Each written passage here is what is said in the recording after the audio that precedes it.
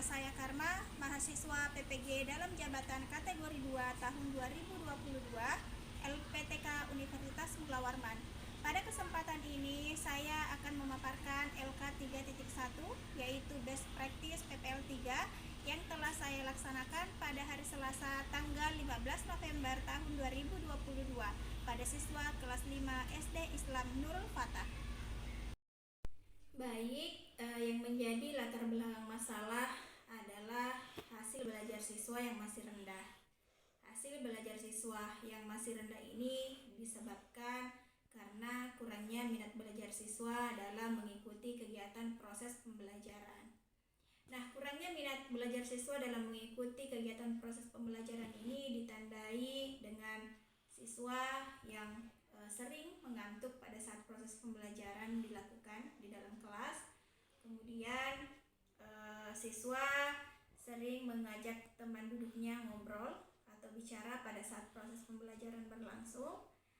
Kemudian yang ketiga adalah siswa tidak memperhatikan penjelasan oleh guru pada saat proses pembelajaran berlangsung. Nah, ini tentunya harus menjadi PR utama bagi seluruh guru agar kegiatan pembelajaran bisa berlangsung dengan baik dan minat siswa dalam pembelajaran juga semakin meningkat sehingga akan berdampak pada hasil belajar siswa. Nah, kurangnya minat belajar siswa ini bisa disebabkan oleh beberapa faktor. Nah, salah satu faktor yang bisa saya simpulkan setelah mengevaluasi atau melakukan evaluasi adalah kurangnya karena pembelajaran dilakukan berpusat kepada guru atau teacher center. Guru hanya memberikan pembelajaran dengan menggunakan metode ceramah. Pembelajaran yang dilakukan oleh guru hanya monoton, yaitu tadi metode ceramah. Setelah guru memberikan penjelasan kepada siswa, guru memberikan tugas kepada siswa. Hal ini yang membuat siswa merasa kurang tertantang dan merasa bosan karena siswa tidak terlibat secara aktif dalam proses pembelajaran. Siswa tidak bisa mengembangkan ide-ide kreatif mereka dalam sebuah proses pembelajaran. Jadi itulah yang menyebabkan kurangnya minat belajar siswa yang berdampak pada hasil belajar siswa. Karena yaitu tadi pembelajaran hanya berpusat kepada guru, sementara siswa tidak dilibatkan secara aktif dalam proses pembelajaran. Siswa tidak bisa mengembangkan ide-ide kreatif mereka dalam proses pembelajaran karena pembelajarannya berpusat kepada guru. Nah, kemudian selain itu siswa tidak melatih kemandirian dan kerjasama siswa. Oleh karena itu saya sebagai guru merefleksi diri bagaimana agar supaya di PPL 3 saya ini bisa memberikan solusi yang terjadi di dalam kelas pada saat proses pembelajaran. Nah, salah satu solusi yang saya ambil adalah dengan menggunakan model pembelajaran problem based learning. Nah, kenapa saya ambil model pembelajaran problem based learning? Karena model pembelajaran ini salah satu pokok utamanya karena pembelajaran ini berpusat kepada siswa. Nah, itu sudah saya praktikkan, sudah saya terapkan pada saat PPL 3 dan memang itu memberikan dampak yang sangat positif. Kenapa?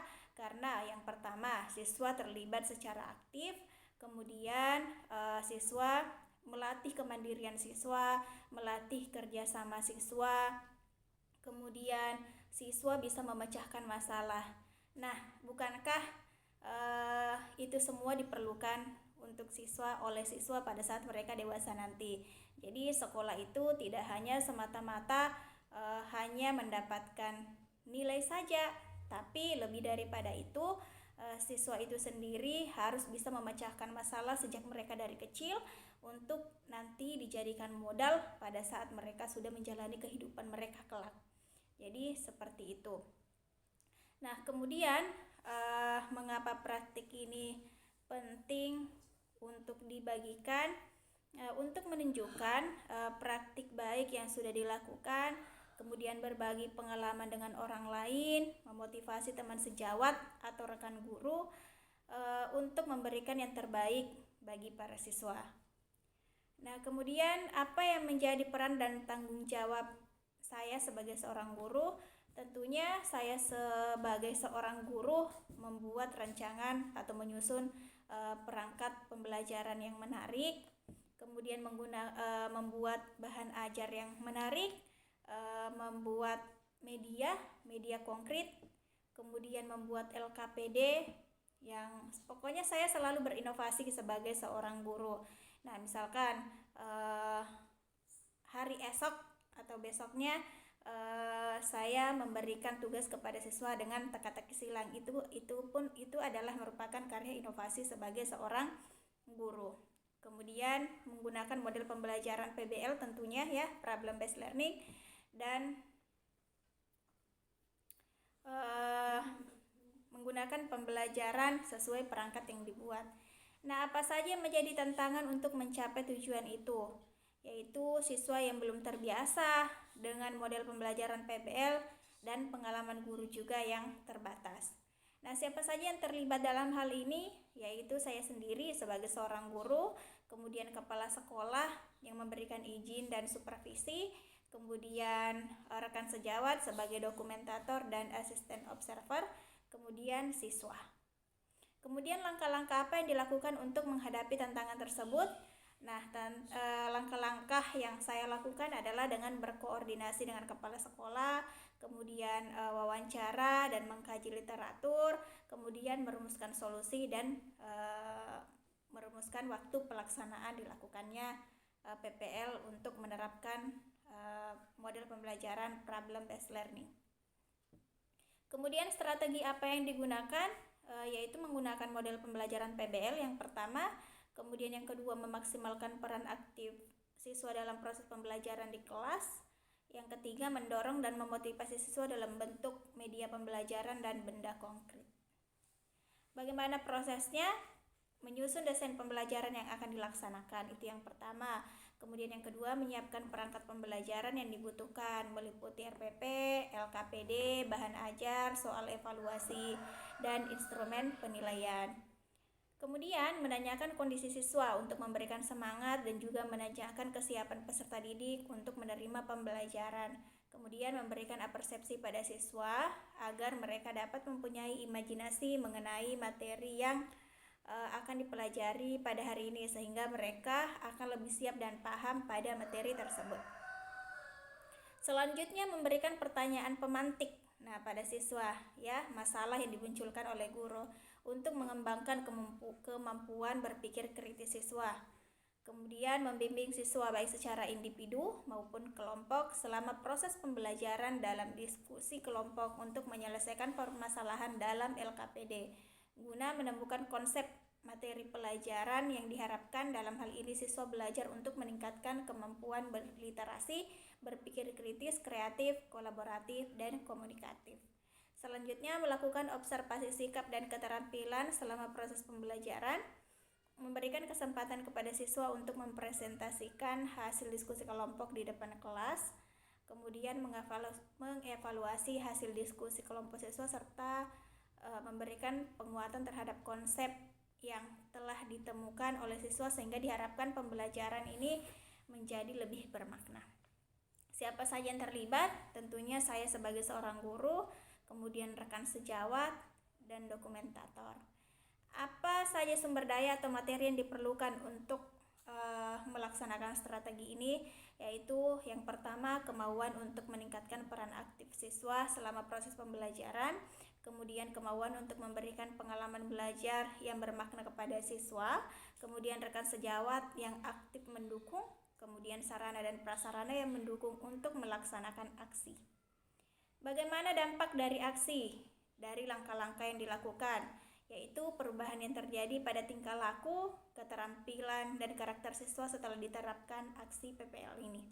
Siswa menjadi lebih aktif dalam proses pembelajaran. Kemudian pembelajaran menjadi lebih menyenangkan, aktif, dan bermakna untuk siswa. Siswa semakin tertantang, bersemangat dan kreatif dalam belajar, kemudian keberhasilan belajar siswa meningkat. Nah, tentunya tidak kalah pentingnya adalah permasalahan dari awal, yaitu kurangnya minat belajar siswa yang berdampak pada hasil belajar, sehingga pada saat PPL ini telah dilakukan, maka minat belajar siswa menjadi semakin meningkat yang juga berdampak pada hasil belajar siswa. Apakah hasilnya efektif atau tidak efektif? Ya tentu sangat efektif karena hasil belajar siswa meningkat dan kemampuan berpikir kritis siswa lebih baik. Mengapa? Bagaimana respon orang lain terkait dengan strategi yang dilakukan? Mendukung proses yang pertama itu mendukung proses pembelajaran yang inovatif, menarik serta penggunaan teknologi di dalamnya. Menurut rekan sejawat ya dan wakil kepala sekolah, kemudian mendukung pembuatan media pembelajaran yang disesuaikan dengan karakter peserta didik di kelas. Siswa merasa senang dengan pembelajaran menggunakan media, benda konkret. Selanjutnya, apa yang menjadi faktor keberhasilan atau ketidakberhasilan dari strategi yang dilakukan? Yang pertama itu tentunya dukungan manajemen sekolah. Kemudian yang kedua, keuletan dan kesabaran pendidik, keseriusan pendidik dalam menerapkan pembelajaran sesuai yang telah direncanakan. Kemudian peserta didik yang konsisten mempunyai komitmen untuk terus belajar. Nah, selanjutnya adalah sarana dan prasarana sekolah yang mendukung proses pembelajaran. Nah, yang saya sebutkan tadi, 5 hal itu adalah tentu yang menjadi faktor utama untuk keberhasilan dalam PPL ini. Selanjutnya, apa pembelajaran dari keseluruhan proses tersebut? Nah, pembelajarannya adalah untuk mengajar dengan baik dan bermakna, perlu menganalisis permasalahan yang dialami siswa, kemudian menganalisis solusi, kemudian membuat perencanaan dengan baik dan matang, serta melaksanakan sesuai perencanaan. Jadi itulah hasil pemaparan saya, lebih dan kurangnya mohon dimaafkan. Saya akhiri, wassalamualaikum warahmatullahi wabarakatuh.